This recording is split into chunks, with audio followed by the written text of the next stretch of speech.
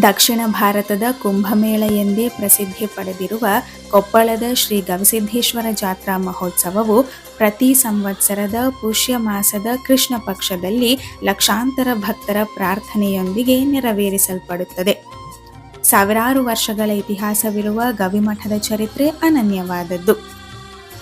ವಾರಣಾಸಿಯಿಂದ ಆಗಮಿಸಿದ ಶ್ರೀ ರುದ್ರಮುನಿ ಶಿವಯೋಗಿಗಳಿಂದ ಸ್ಥಾಪಿಸಲ್ಪಟ್ಟ ಶ್ರೀಮಠದ ಪರಂಪರೆಯು ಪ್ರಸ್ತುತ 18ನೇ ಪೀಠಾಧಿಪತಿಗಳವರೆಗೆ ಸಾಗಿ ಬಂದಿದೆ. ಶ್ರೀಮಠದ 11ನೇ ಪೀಠಾಧಿಪತಿಯಾಗಿದ್ದ ಗವಿಸಿದ್ದೇಶ್ವರ ಗುರುಗಳ ತಪೋಶಕ್ತಿಯ ಪ್ರತಿಬಿಂಬವಾಗಿ ಪ್ರತಿ ವರ್ಷವೂ 15 ದಿನಗಳ ಕಾಲ ಅತ್ಯಂತ ವಿಜೃಂಭಣೆಯಿಂದ ಜಾತ್ರಾ ಮಹೋತ್ಸವವನ್ನು ಆಚರಿಸಲಾಗುತ್ತದೆ. ಪ್ರಸ್ತುತ ಪೀಠಾಧಿಪತಿಗಳಾಗಿರುವ ಅಭಿನವ ಶ್ರೀ ಗವಿಸಿದ್ದೇಶ್ವರ ಸ್ವಾಮಿಗಳು ಶ್ರೀಮಠದ ವಿದ್ಯಾರ್ಥಿಯಾಗಿ ಆಗಮಿಸಿ ಶ್ರೀಮಠದ ಆಶ್ರಯದಲ್ಲಿ ಶಿಕ್ಷಣವನ್ನು ಪಡೆದು ಶಿವಶಾಂತವೀರ ಶ್ರೀಗಳ ಮಾರ್ಗದರ್ಶನದಲ್ಲಿ ಮಠದ ಜವಾಬ್ದಾರಿಯನ್ನು ವಹಿಸಿಕೊಂಡರು. ಸಮಾಜಮುಖಿ ಜಾತ್ರೆಯನ್ನಾಗಿ ಮಾರ್ಪಡಿಸಿದರು.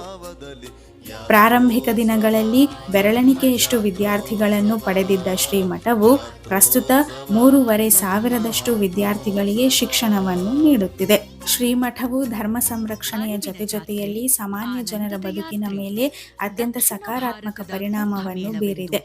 ಜಲದೀಕ್ಷೆ, ಕೃಪಾದೃಷ್ಟಿ, ಲಕ್ಷ ವೃಕ್ಷೋತ್ಸವ, ಕಾಯಕ ದೇವೋಭವ ಎನ್ನುವಂತಹ ಜಾಗೃತಿ ಜಾಥಾಗಳ ಮೂಲಕ, ರಕ್ತದಾನ ಶಿಬಿರಗಳ ಮೂಲಕ ಜನರ ಬದುಕನ್ನು ಸುಲಭಗೊಳಿಸುವ ಪ್ರಯತ್ನದಲ್ಲಿ ಶ್ರೀಮಠವು ಸಫಲವಾಗಿದೆ.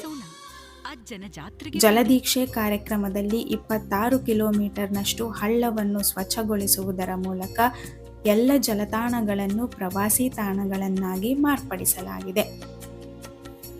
ಅಕ್ಷರ, ಅನ್ನ, ಆಧ್ಯಾತ್ಮದ ಬೀಡಾಗಿರುವ ಸಾಮರಸ್ಯದ ಸಂಗಮವಾಗಿರುವ ಗವಿಸಿದ್ಧ ಎಂಬ ಜ್ಯೋತಿಯು ಜಗವನ್ನು ಬೆಳಗುತ್ತಿದೆ.